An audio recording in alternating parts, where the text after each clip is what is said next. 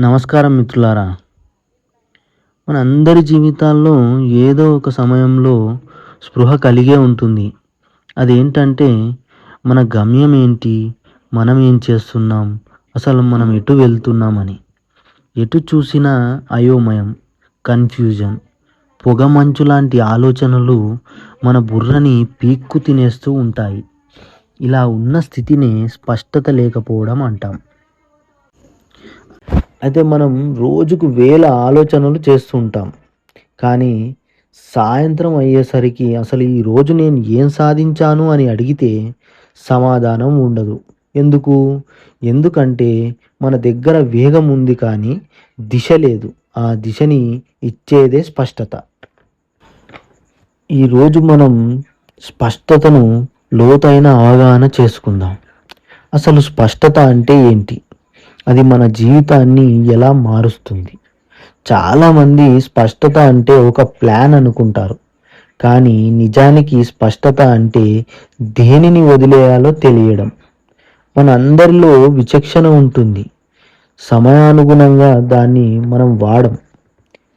దాన్ని సరిగ్గా వాడితే ఏది ముఖ్యం, ఏది అనవసరం అని వేరు చేసి చూడడం మనకి సాధ్యమవుతుంది.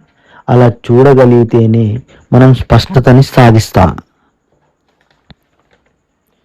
ఎలాగైతే ఒక శిల్పి రాయిని చూసినప్పుడు అతనికి శిల్పం మాత్రమే కనిపించదో, ఆ శిల్పానికి అడ్డుగా ఉన్న అనవసరమైన రాయి కూడా గమనిస్తాడు. ఆ అదనపు రాయిని తొలగిస్తేనే అతను అద్భుతమైన శిల్పాన్ని చెక్కగలుగుతాడు. అప్పుడే ఒక అద్భుతమైన శిల్పం బయటపడుతుంది. మన జీవితం కూడా అంతే. మన చుట్టూ ఉన్న అనవసరమైన పనులు, నెగిటివ్ ఆలోచనలు, ఇతరుల అభిప్రాయాలు మొదలైనవన్నీ మనల్ని కమ్మేసిన అదనపు రాయి లాంటివి. వాటిని తొలగించడమే స్పష్టత.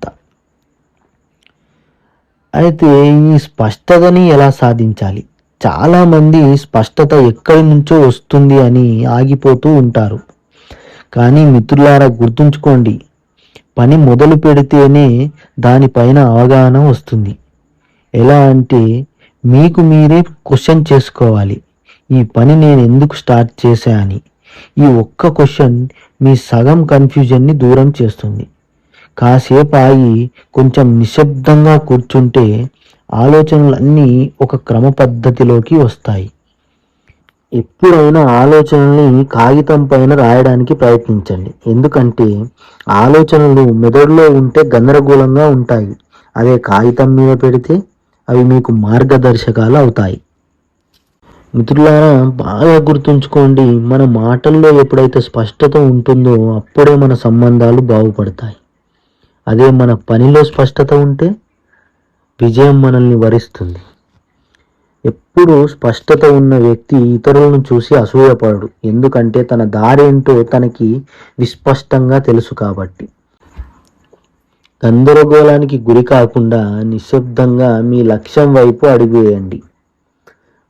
డియర్ ఫ్రెండ్స్, స్పష్టత అనేది ఒక రోజులో వచ్చేది కాదు. ఇది ప్రతిరోజు మనం అద్దం తుడుచుకున్నట్టు తుడుచుకుంటూ ఉండాలి.